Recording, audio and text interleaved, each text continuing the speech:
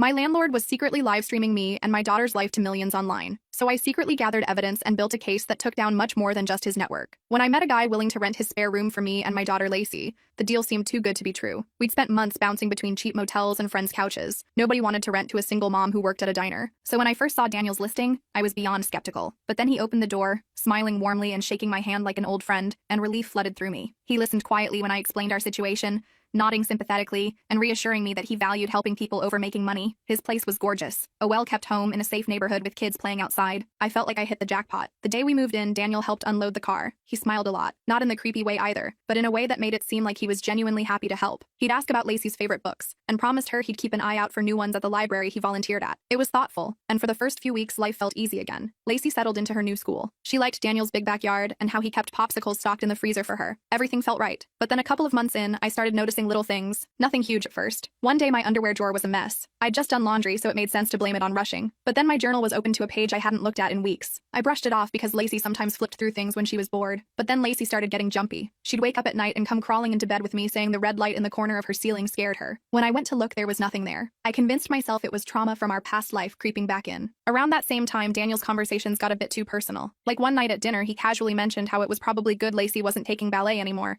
because she didn't seem to enjoy it. It would have been thoughtful if it weren't for the fact that this was a private conversation I'd had with her the night before when she'd whispered it to me. When I looked at him funny, he just laughed it off, saying he'd probably overheard through the walls because they were so thin. But they weren't thin at all. The unease only grew when the electric bill suddenly doubled. Daniel blamed it on faulty wiring, but something about the way he said it felt rehearsed, too smooth. At night, when everything was quiet, I'd sometimes hear this faint buzzing sound coming from somewhere in the walls. Daniel always dismissed it when I asked about it, but it didn't feel right. Then my anxiety got worse. I started staying up late scrolling through Reddit threads about surveillance paranoia. People wrote about hidden cameras in Airbnbs and apartments. It seemed impossible that something like that could happen to me. Daniel seemed so normal, but every night lying in bed I felt watched, like there was a pair of eyes in every shadow. Then one night after my shift, my coworker Andrea came up laughing. She nudged me and said, "Hey Tess, did you know you have a twin online? This chick on some creepy livestream site looks exactly like you." I laughed it off at first, but I couldn't stop thinking about it on the drive home. My stomach tightened when I walked through the door. Daniel greeted me from the couch as usual, but the whole time he was smiling, my skin crawled. That night, Daniel went to bed early, leaving his laptop open on the kitchen table. I knew it was wrong, but I couldn't shake Andrea's words. My hands shook when I opened the screen. His browser was still open. It had this dark-themed site up with a bunch of thumbnails of different rooms. I clicked one labeled guest bedroom. My heart stopped. I was looking at an online live stream of our bedroom. Lacey's stuffed bunny on the bed. My clothes piled on a chair. It was happening in real time. I clicked another one labeled bathroom. My stomach dropped seeing my face from earlier that morning getting ready for work. There was another labeled Lacey's room. It showed my daughter sleeping soundly, the red glow of a hidden camera faintly visible in the corner. Below the videos were chat rooms filled with disgusting comments, anonymous users calling out private details about my life. There were even subscription options promising exclusive footage. I couldn't breathe.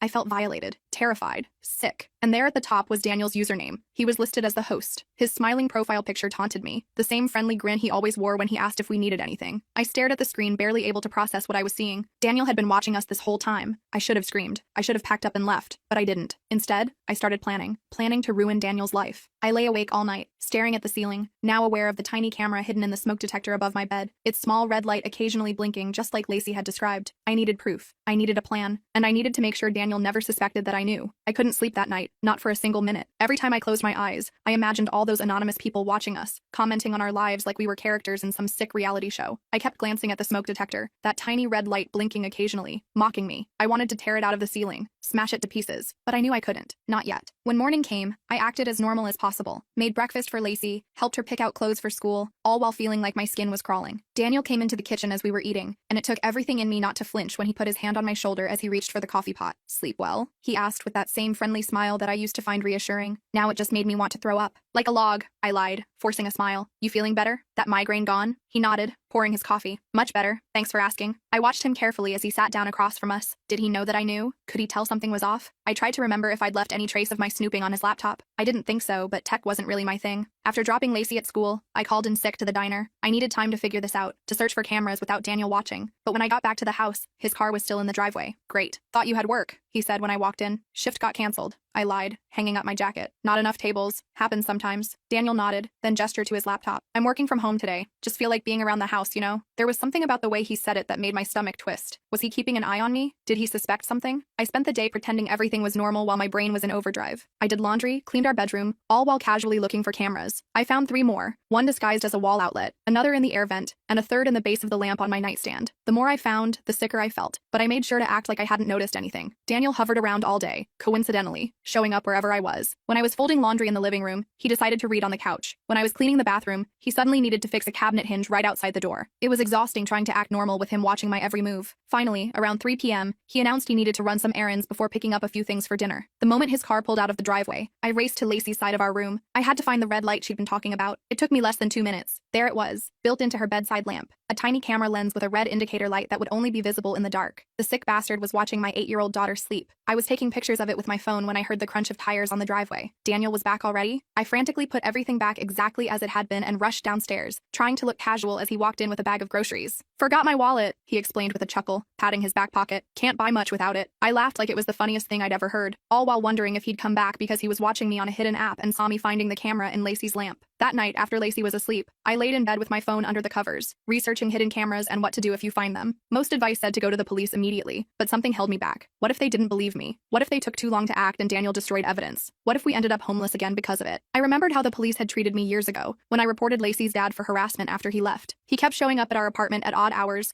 calling constantly, and following me to work. The police were sympathetic but offered no real protection until he finally escalated to breaking our windows. I couldn't risk that happening again. The next day at work, I confided in Andrea during our break. "Remember that website you mentioned? With the person who looked like me?" I kept my voice low, even though we were alone in the break room. Andrea looked uncomfortable. "Yeah, but honestly, I might have been mistaken. It was late and I was scrolling through some weird rabbit hole. Can you remember the site name?" I pressed. She shrugged, not meeting my eyes. "Some random string of letters and numbers." I closed it as soon as I realized what it was. She hesitated, then added in a whisper, "I was afraid to tell you everything because I was worried how you'd react. My ex used to make me feel crazy whenever I caught him doing something wrong. I didn't want to upset you if I wasn't completely sure. I appreciated her honesty, but I couldn't rely on her help right now. I tried researching camera detection apps during another break, but my ancient phone didn't support any of the good ones. I'd need a newer model, which meant spending money I didn't have. Still, I set aside $30 from my tips that day. It would mean skimping on groceries, but our safety was worth it. That night, I pretended to sleep while actually documenting the locations of cameras I'd found so far. The smoke detector above our bed, the outlet near my dresser, the air vent in the bathroom, Lacey's bedside lamp, the light fixture in the hallway. The more I found, the angrier I got, but I forced myself to stay calm. I needed a plan, not a meltdown. My phone battery was getting low, and I couldn't plug it in without looking suspicious if Daniel was watching the feed. I managed to document 8 camera locations before I had to stop. The next morning, I called one of the local women's shelters during my break at work. My stomach dropped when they told me they were full with a 2-week waiting list. "I can put your name down," the intake worker offered, "but it would help if you could go to the police and get a report filed." "I'll think about it," I said before hanging up. During lunch, I created a new email account not connected to any of my personal information. I started documenting everything: dates, times, camera locations, Daniel's strange comments and behaviors. I had just finished sending myself the first batch of notes when my phone buzzed with a text from Daniel. "Just updated our Wi-Fi security. Let me know if you have any trouble connecting." My blood ran cold. Was it a coincidence? Or was he monitoring our internet usage too? I deleted the email app from my phone immediately, not wanting to risk him seeing it if he had some kind of monitoring software installed. That evening, I made a devastating discovery while Lacey was taking a bath. I'd been doing a more thorough inspection of the bathroom while pretending to clean, and found a tiny camera hidden in the heating vent near the shower. The angle gave a clear view of the entire bathroom, including the tub. I almost threw up right there. He wasn't just invading our privacy. He was creating what had to be child exploitation material of my daughter. But removing the camera would alert him that I knew. Instead, I started a new routine. I took showers with my clothes on, then changed under towels. I made sure Lacey did the same, telling her it was a new game called Super Secret Spies, where we had to practice changing clothes without anyone seeing. The next day, I borrowed Andrea's newer phone during our shift, and used it to search for camera detection apps. I also tried searching for the Livestream site, using terms related to hidden cameras and live streams. After several dead ends, I found a site that required membership to access. The homepage had blurred preview images that made my stomach turn.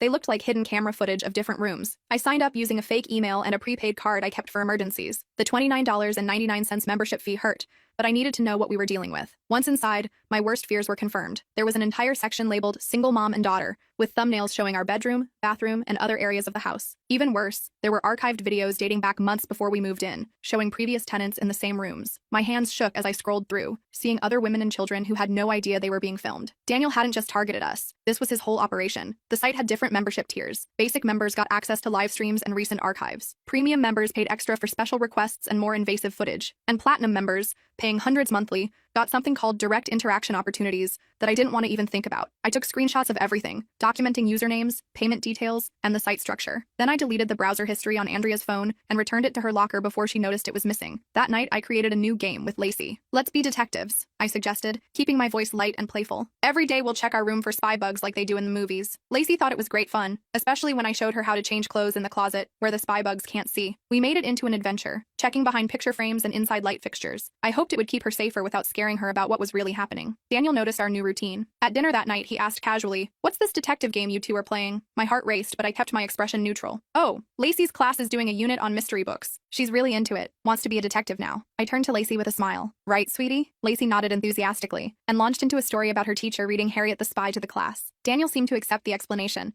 but I noticed his smile didn't quite reach his eyes. Over the next few days, I started subtly covering cameras around the house. I hung a towel over the bathroom vent to dry. I rearranged some decorations to block the view of others, but each time Daniel would tidy up when I wasn't around, putting everything back in place. I switched tactics, using clear nail polish on some camera lenses when Daniel was out. It wouldn't be noticeable to someone just glancing at the device, but would make the camera feed blurry. I also started playing music constantly, claiming it helped Lacey with homework, hoping it would interfere with the audio. Daniel confronted me about the music after a few days. "The constant noise is giving me headaches," he said, rubbing his temples for effect. "I'm sorry," I replied, not turning it down. "Lacey's having trouble concentrating at school. Her teacher suggested background noise might help her focus. It's really making a difference." He couldn't argue with that without seeming unsympathetic, so he backed down. But the next day, I noticed new speakers installed in the living room and kitchen. "Thought we could use an upgrade," Daniel explained when I asked. "These have better sound quality." I bet they also had built-in microphones. Around this time, I met another mom at Lacey's school pickup. Jessica had a son in Lacey's class and mentioned she was looking for a roommate for her 2-bedroom apartment. "My previous roommate bailed, and I'm struggling with the rent," she explained. "It's not huge, but there's a proper bedroom for each of us." It sounded perfect, but there was a catch. The current tenant wasn't moving out for 3 weeks, so the room wouldn't be available until then. Still, it was the first real escape option I'd found. I gave her a deposit from my emergency fund, praying we could survive in Daniel's house until then. Meanwhile, I was noticing more and more signs that Daniel was entering our room when we weren't home. Things would be slightly moved. The closet door that I deliberately left open would be closed. My journal, which I now filled with fake entries as a decoy, would be at a different angle than I left it. I started setting tiny traps. A single hair placed across the door frame, a pencil positioned precisely on the desk, the cap of my lip balm turned to a specific angle. Each day, I'd come home to find these tiny signals disturbed. He was going into our room daily, probably adjusting cameras or downloading footage. I couldn't confront him directly. It was too dangerous, especially with no proof that would stand up to police scrutiny. Instead, I started keeping our most personal belongings in a gym bag that I carried with me everywhere. Lacey thought it was part of our spy game, but I was terrified of what would happen if Daniel realized I was onto him. One afternoon during my lunch break, I visited a free legal aid office near the diner. The volunteer lawyer couldn't offer much help without me filing a police report, but she did give me some crucial information. In our state, I could legally record conversations I was part of without the other person's consent. I could also take photos of anything in plain sight in areas of the house I was permitted to use. Armed with this knowledge, I started recording all my conversations with Daniel on my new prepaid phone. I would casually bring up topics that might get him to reveal something incriminating. I was reading about these new smart home devices. I mentioned over dinner one night, phone recording in my pocket. "They've got cameras and everything now. Kind of creepy, right?" Daniel shrugged, taking a bite of pasta. "That's just the world we live in now. Privacy is pretty much dead." He gave me a look that sent chills down my spine. "You should be careful about what websites you visit, by the way. Lots of sketchy stuff out there." Was he confirming that he monitored our internet usage? It felt like it, but it wasn't the smoking gun I needed. The following weekend, I noticed one of the bathroom cameras had been repositioned, angled differently than before. It now had a better view of the shower. The adjustment made me feel physically ill, but I couldn't remove it without alerting Daniel. Instead, I accidentally sprayed cleaning solution directly onto it while cleaning, hopefully damaging the lens. A few days later, Daniel came home with a gift. "For the bathroom," he said, handing me a small bag containing decorative towel hooks. "Thought they might brighten up the space." I looked at the hooks, immediately suspicious. They were bulky, with unusually large bases that could easily conceal cameras. "That's so thoughtful," I said, forcing a smile. "I'll put them up right away." Later, while installing them, I accidentally dropped them repeatedly on the tile floor,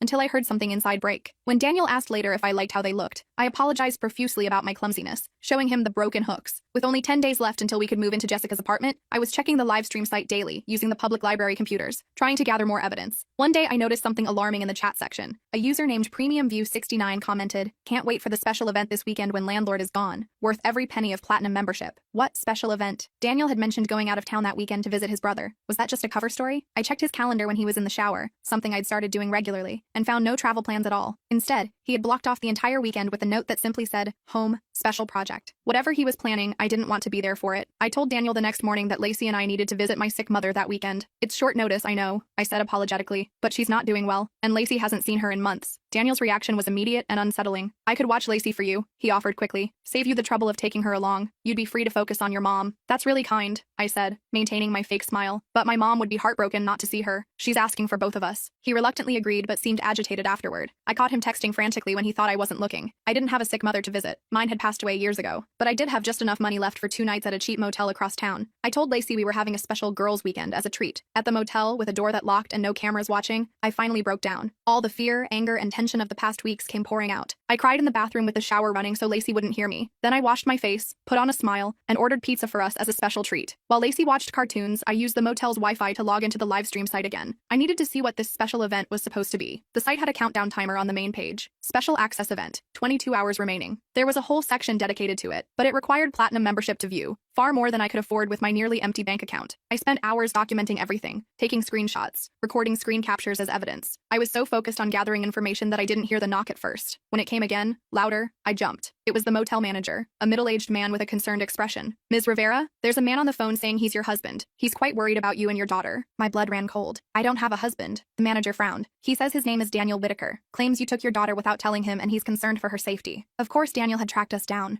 He probably had location tracking on my phone, or maybe on Lacey's tablet that I'd brought for her to play on. "He's not my husband," I said firmly. "He's my landlord. I rent a room from him." The manager looked skeptical. "He says he's calling the police to report a missing child." I was trapped. I didn't have any custody documentation to show this man. Daniel was painting me as an unstable mother who had disappeared with her child. I made a desperate decision. "Can I show you something?" I pulled out my phone and showed him some of the screenshots I'd taken of the livestream site, careful to avoid any that actually showed Lacey. "This man has hidden cameras all over my bedroom and bathroom. He's streaming it online to paying customers. I found out and took my daughter somewhere safe for the weekend." The manager's expression changed as he looked at the images. "Jesus Christ," he muttered. "This is real?" I nodded, fighting back tears. "I'm gathering evidence before going to the police. I'm afraid they won't believe me without proof." He ran a hand through his thinning hair. "My ex-wife went through something similar with a peeping neighbor. Cops didn't do jack until she got video of him setting up the cameras." He seemed to make a decision. "I'll tell him you're not registered here. And don't worry about tonight. It's on the house." I thanked him, relieved to have found an unexpected ally. But my relief was short-lived when I received a text from Daniel an hour later. "Very concerned about Lacey. If you don't respond in 1 hour, I'll file a missing persons report with the police." I had no choice but to text back. "We're fine. Visiting my mother like I said. Back tomorrow evening as planned." His response came immediately. "Good to hear. Been worried sick. Give Lacey a hug for me." The thought of him even mentioning Lacey made my skin crawl. I turned off my phone location services and deleted several apps I suspected might be tracking us. We returned to Daniel's house Sunday evening as planned. He greeted us with seemingly genuine concern, asking about my mother's health and if our trip was okay. I fed him vague answers while watching for any sign that he knew I was lying. As Lacey unpacked her overnight bag,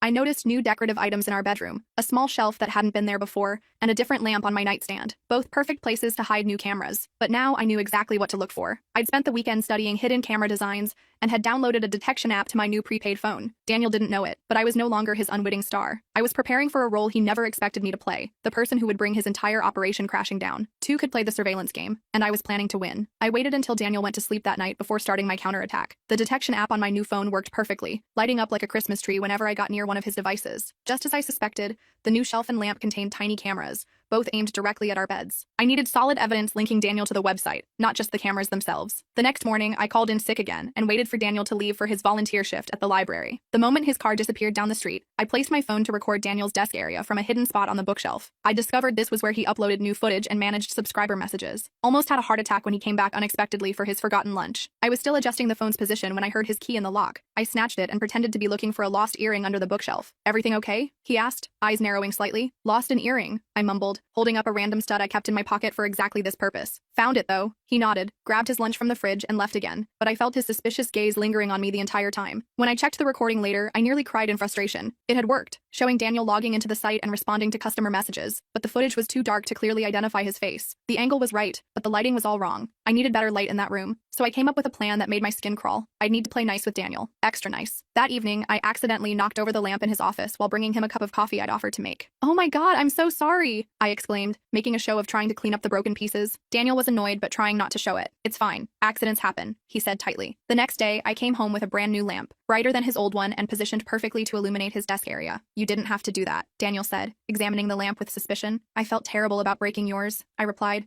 forcing a grateful smile. "It's the least I could do after everything you've done for us." The words tasted like acid in my mouth. That night, I set up my recording phone again, and this time it worked perfectly. The video clearly showed Daniel's face as he logged into the administration panel of the website, checked payment records, and uploaded new footage. I even captured him speaking to some viewers in a private chat, mentioning his special weekend plans that I'd managed to avoid by taking Lacey to the motel. But as I was retrieving my phone, a floorboard creaked under my foot. I froze as Daniel's voice called out from his bedroom. "Hello? Is someone there?" I slipped quickly to the kitchen, turning on the light just as he came around the corner. "Just getting some water," I said, pulling a glass from the cabinet with trembling hands. Daniel stood uncomfortably close, watching me fill the glass. Having trouble sleeping? He asked quietly. A little, I admitted, trying to keep my voice steady. Work stress. He studied my face for a long moment, and I could almost see the gears turning behind his eyes, trying to decide if I knew something. Well, don't stay up too late, he finally said. Those dark circles under your eyes are getting pretty noticeable. It took everything in me not to throw the water in his face. The next morning, I sent everything to the detective Andrea had connected me with. All the recordings, screenshots, and photographs of camera locations. She called me within an hour. This is exactly what we needed, she said, her voice tense with controlled excitement. We're preparing a warrant now, but the legal process will take at least 24 hours. Can you keep things normal until tomorrow? I think so, I whispered, locked in the bathroom with the shower running to cover my conversation. But please hurry. Keeping up appearances for another day felt impossible, especially when Daniel announced he was taking us out for dinner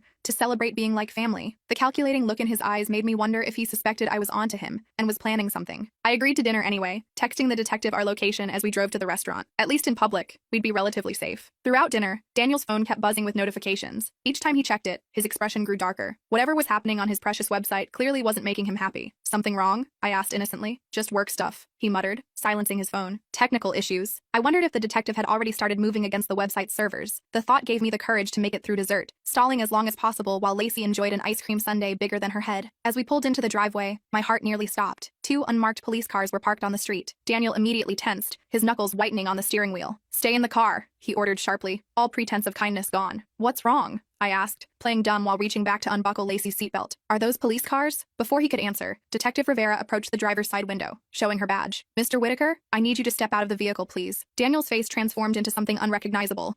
Rage and panic fighting for control. He threw the car into reverse, but I was ready. I grabbed the keys from the ignition and opened my door. Lacey, come with mommy right now, I said firmly, helping her out of the car as Daniel swore and tried to grab the keys back from me. We managed to get out of the car, and I pulled Lacey toward the porch as Daniel abandoned the vehicle and darted toward the back of the house. 2 officers immediately gave chase while Detective Rivera stayed with us. Are you both okay? She asked. I nodded, holding Lacey close as we watched the officers catch Daniel trying to scale the back fence. They brought him back around in handcuffs, his friendly facade completely gone, replaced by cold fury as he glared at me. You lying bitch, he spat as they walked him past us. I gave you everything. I turned Lacey away, covering her ears, but she'd already heard. She looked up at me, her small face serious. The red lights can't watch us anymore, right, Mom? I nodded, finally letting the tears come. That's right, baby. No more red lights. The next few hours were a blur of police statements and evidence collection. Officers carefully removed cameras from our room while others seized Daniel's computers and equipment. Detective Rivera explained they'd need our statement again in the morning, but tonight we could stay at a hotel the department would arrange. We've already identified over 20 cameras throughout the house, she told me quietly, while Lacey was distracted by a female officer who was showing her police badge. And the website had nearly 500 subscribers. It's one of the largest operations of this kind we've seen. My legs nearly gave out. 500 people were watching us? Try not to think about that right now, she advised, steadying me. Focus on the fact that you stopped him. You protected your daughter and potentially many future victims. We spent 2 nights in the hotel while the police processed Daniel's house as a crime scene. I couldn't afford to miss more work, so I went back to the diner, where everyone had somehow already heard what happened. My manager pulled me aside immediately. Look, she said, surprising me with a quick hug. I rearranged the schedule so you can work mornings only for the next 2 weeks. And, she hesitated. We took up a collection. She handed me an envelope. It's not much, but we thought it might help with moving expenses. Inside was nearly $600 in cash, more than enough to cover the security deposit for Jessica's apartment. I burst into tears right there in the break room. Thank you, I managed between sobs. You have no idea how much this helps. Andrea hugged me too, finally explaining why she'd been so weird about the website. I was afraid to tell you everything because I thought you might think I was making it up, she admitted. My ex used to do that, make me think I was paranoid when I actually caught him cheating. I should have been more direct. The detective called later that day to tell me they'd identified 3 other victims, previous tenants who had no idea they'd been filmed. We formed a support group of sorts, meeting for coffee to share information as the case progressed. Daniel was denied bail, considered both a flight risk and a danger to the community. The prosecutor warned us the trial could take months, but the evidence was overwhelming. Most of Daniel's subscribers would face charges too, especially those who had directly requested or paid for specific content featuring minors. Jessica and I moved into our shared apartment the following week. The first night, I woke up at 3 a.m. in a cold sweat, convinced I could see a red light blinking in the corner. I checked the entire apartment with a flashlight, finding nothing but still unable to shake the feeling of being watched. It gets better, Michelle, one of Daniel's previous victims, assured me when I told her about my paranoia. I used to shower with my clothes on for months after I moved out. I didn't even know why I felt so uncomfortable there. I just knew something was wrong. She was right. Gradually, the hypervigilance faded. I still checked for cameras sometimes, but the panic diminished. Lacey started sleeping through the night again, though she still wanted her closet light on. 6 months later, faced with the mountain of evidence against him, Daniel accepted a plea deal. 15 years with no possibility of early release, plus registration as a sex offender. Part of the agreement was that all footage would be destroyed after being used as evidence. We can't guarantee everything has been removed from the internet, the prosecutor warned me gently. Some subscribers may have downloaded content. It was a harsh reality to accept, but I chose to focus on moving forward, rather than dwelling on what couldn't be changed. Jessica and I decided to remain roommates even after her lease ended,